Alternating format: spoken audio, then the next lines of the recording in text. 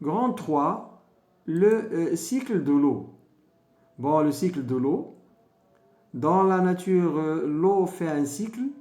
Bon, ce cycle-là, on doit le connaître, on doit savoir les états faits par l'eau pendant ces transformations. Dans la nature, bien sûr.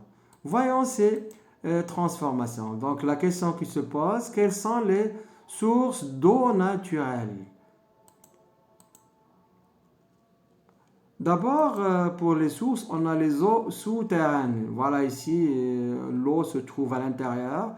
Bon, les eaux souterraines, ici, dans l'image, montrent l'eau qui se trouve à l'intérieur, bon, ici, de l'eau qui existe. Mais, on peut avoir encore les eaux de surface ici. Donc, il est sur la terre. Bon, c'est pas de l'eau souterraine, mais de l'eau superficielle. On dit encore l'eau de surface. On a encore comme source la neige. Donc, la neige, en général, c'est une source qui est essentielle pour l'eau.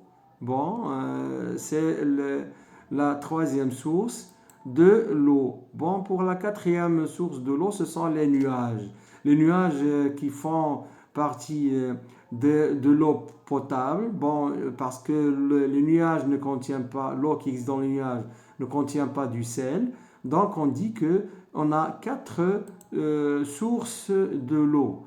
Bon, ce qui sont d'abord l'eau qui se trouve à l'intérieur de la terre, les eaux souterraines. Bon, l'eau qui se trouve sur la surface, l'eau superficielle, ou encore les glaces, qui existent bien, les nuages en général, et on a les neiges. Donc on a quatre types de sources qui se trouvent dans la nature. Petit 1, les réserves d'eau naturelles.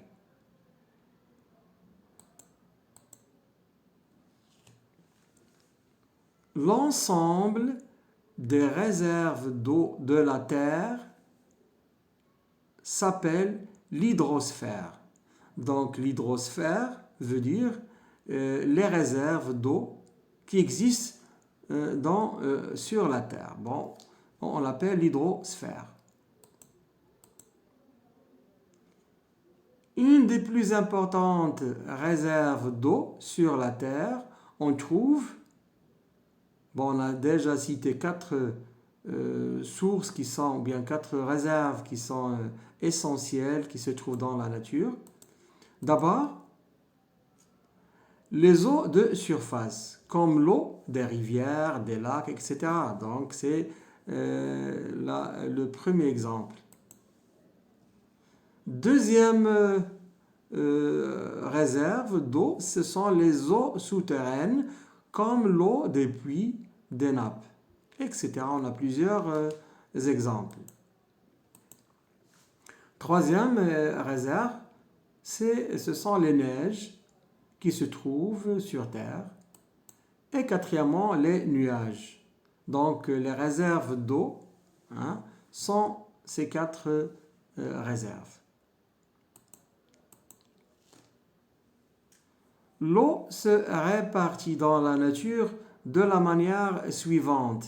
Donc, ces réserves qui existent, on va voir leur répartition. Pour les mers et les océans, on a regardé ici, on a 97,2%. À peu près, ce réserve-là, bon, ou bien ce réservoir-là, bon, voilà le pourcentage. Pour les glaces polaires, donc, qui existent dans les pôles sud et nord, et glaciers, on a à peu près 2,15%. Pour les eaux souterraines, on a à peu près 0,63%. Pour les lacs et rivières, c'est-à-dire l'eau superficielle, à peu près 0,01%. Pour l'atmosphère, c'est-à-dire les nuages, bon, ou bien la vapeur qui existe en général dans l'atmosphère, c'est 0,001%. Donc c'est clair que dans les mers et les océans, on a une grande partie. C'est pourquoi c'est déjà cité, à peu près 97%, c'est déjà cité, et le reste c'est 3% pour l'eau douce. Bon, ce sont des études qui sont profondes un petit peu.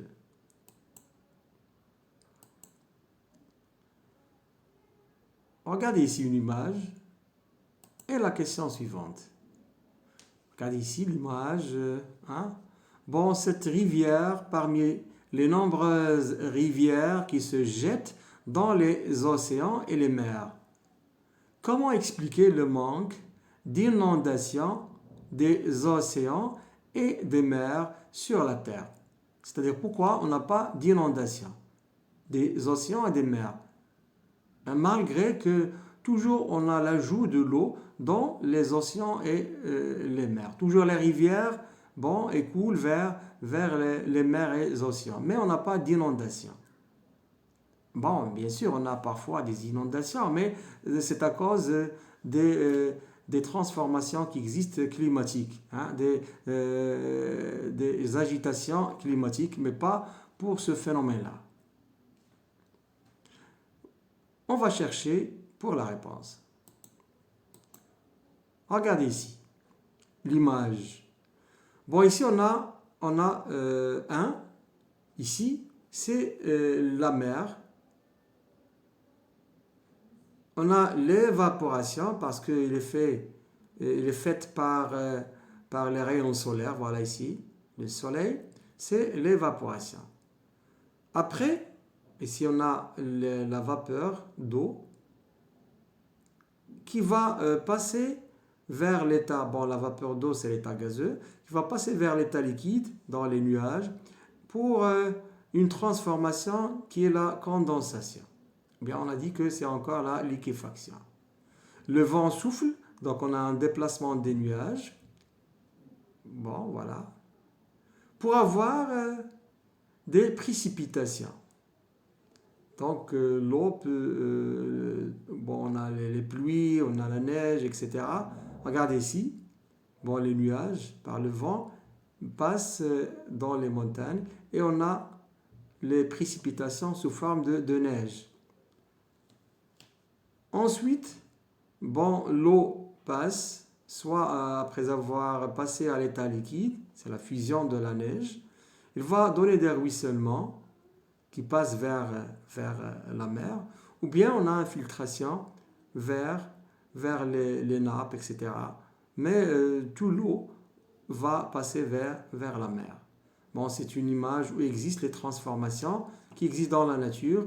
L'évaporation, on a ici encore la condensation, la solidification et la fusion. Voilà les 4 transformations qui existent dans la nature. Une autre image explicative. Bon, l'océan, on peut avoir la mer encore. Regardez ici, on a l'évaporation de l'eau qui existe dans les océans. Mais l'évaporation se fait seulement au niveau de la surface. On a encore ici les fleuves. L'eau s'évapore encore. Et les lacs, on a ici évaporation. Mais on a encore l'eau qui existe dans les plantes. C'est l'évapotranspiration. Évapotranspiration, c'est encore le nom utilisé pour l'évaporation au niveau des plantes. D'accord? C'est l'évapotranspiration. Mais on va avoir de la vapeur. Parce que l'évaporation est faite par les rayons solaires ici. Ensuite, la formation des nuages. C'est le passage de l'eau de l'état gazeux, la vapeur d'eau, vers les nuages. Ici, c'est l'état liquide. C'est la condensation. Le vent déplace ces nuages. Et lorsque on a le froid, le refroidissement, la température est basse et on a des précipitations sous forme de pluie ou bien encore de neige et glaciers, etc. Ensuite, on a les ruissellements, c'est-à-dire l'écoulement de l'eau après le passage de l'eau de l'état solide vers l'état liquide, ou bien ici l'accumulation de l'eau de pluie et on a un écoulement, un ruissellement, c'est-à-dire le passage de l'eau sur la surface vers les lacs, etc., vers les rivières, vers l'océan. On peut encore avoir l'infiltration de l'eau à l'intérieur pour former les nappes d'eau souterraines. Mais vous voyez bien que toute l'eau va redescendre, va rejoindre l'océan. C'est pourquoi on n'a pas l'inondation de l'eau qui existe dans les océans et les mers. Parce qu'on a toujours le surplus de l'eau, bon, s'évapore, et on a ce cycle de l'eau qui existe dans la nature. C'est un cycle de l'eau dans la nature. Je pense que c'est clair. Deuxièmement, les étapes du cycle de l'eau dans la nature.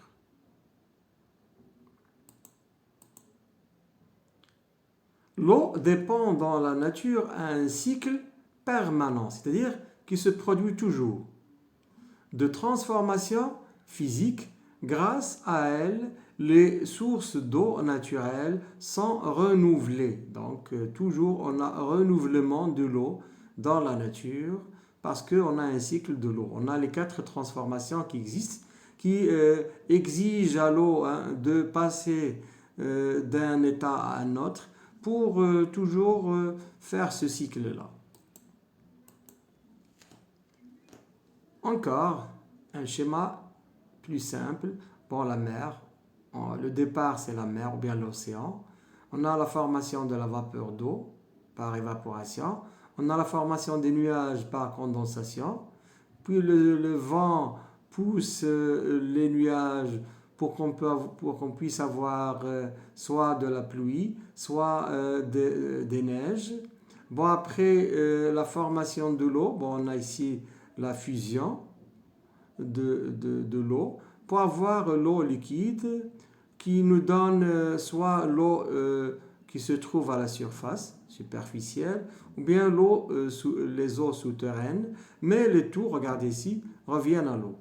Donc voilà le cycle de l'eau qui existe.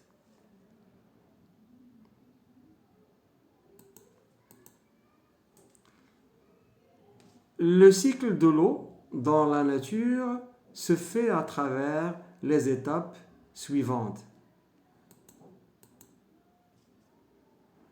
Premièrement, l'évaporation de l'eau de mer. Donc on dit l'évaporation, pas la vaporisation, parce que c'est naturel, c'est lent.